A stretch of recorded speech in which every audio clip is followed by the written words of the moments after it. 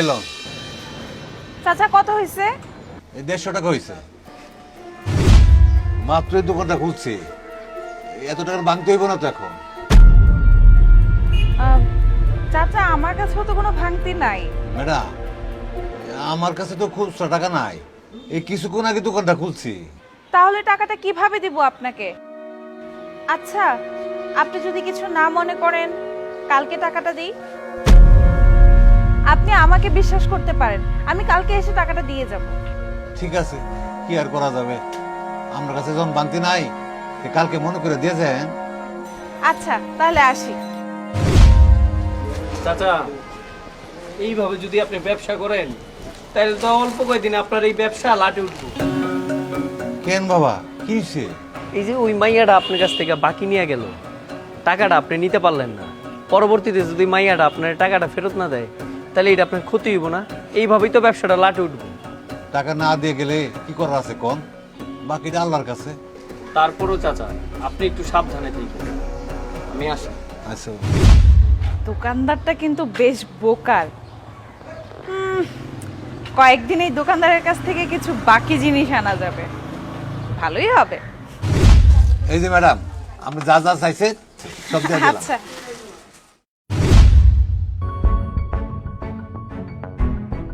কি হলো ম্যাডাম, কোনো সমস্যা? আমি আমার পার্সটা খুঁজে পাচ্ছি না। কি কোন ম্যাডাম, আপনি আবার বাসায় রেখে আসেন না তো? আরে না না না, বাসা থেকে নিয়ে বের হইছি মনে হইতেছে।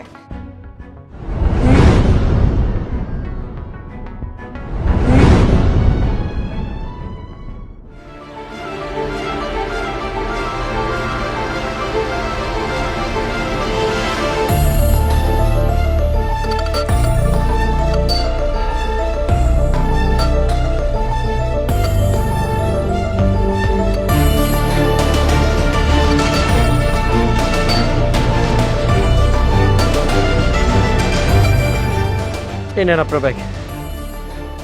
বাবা রে, তুমি ঠিক মতো না আইলে ম্যাডামের ব্যাগটা খুঁজে পাওয়া যেত না। আমার ব্যাগে কিছু হয় নাই তো, আমার ব্যাগে অনেক টাকা ছিল। ম্যাডাম ভালোভাবে দেখেন আপনার টাকা পয়সা সব ঠিকঠাক আছে নাকি? হ্যাঁ ভাইয়া, সব কিছু ঠিকঠাক আছে। আপনি যদি সময় মতো না আসতেন তাহলে আমার ব্যাগের সব টাকাগুলো আজকে চুরি হয়ে যাইতো। থ্যাংক ইউ ভাইয়া।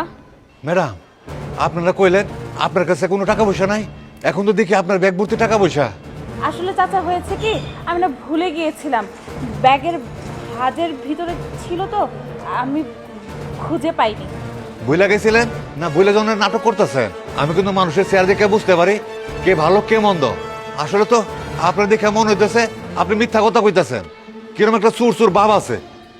আচ্ছা ম্যাডাম, আপনাকে দেখলে তো ভদ্র পরিবারের মেয়েই মনে হয়, তারপরেও কেন আপনারা বলেন তো এরকম গরিব দরিদ্র লোকদের সাথে এই রকমের প্রতারণা করেন? এরকম প্রতারণা করতে কি আপনাদের এক ফোঁটাও লজ্জা করে না? কত টাকাই বা আপনার বাকি হয় বলেন তো? 200, 300 বা 400 টাকা? এইরকম গরিব লোকগুলোর জন্য এই টাকাটা অনেক মূল্যবান, আপনার কাছে সেটা না হতে পারে। অতএব এই টাকাগুলো নিয়ে ছেঁচড়ামি না করে টাকাটা ওনাকে দিয়ে দিলে কি ভালো হয় না? দেখেন ম্যাডাম, অনেক হয়েছে, ঠিক আছে? যদি আপনি ভালো চান তাহলে চাচার কাছে মাফ চেয়ে চাচার টাকাটা চাচাকে ফেরত দিন। চাচা আমার ভুল হয়ে গেছে, আমাকে মাফ করে দিয়েন। এরকম ভুল আর কখনো করব না। এই যে 2-3 দিন সদাই করছিলাম আপনার দোকানে, 400 টাকা হয়েছিল, এই যে 400 টাকা আর 100 টাকা থাকুক, আমি পরে এসে সদাই করে নিয়ে যাব। আচ্ছা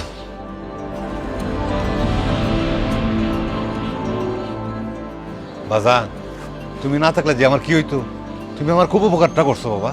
আরে কি যে বলেন না কাকা, সাবধানে ব্যবসা বাণিজ্য করেন, এরকম এত মানুষের বিশ্বাস করা যাবে না। আমাদের ভিডিওটি ভালো লাগলে পেজটিকে ফলো করুন, বেশি বেশি লাইক, শেয়ার এবং কমেন্ট করুন।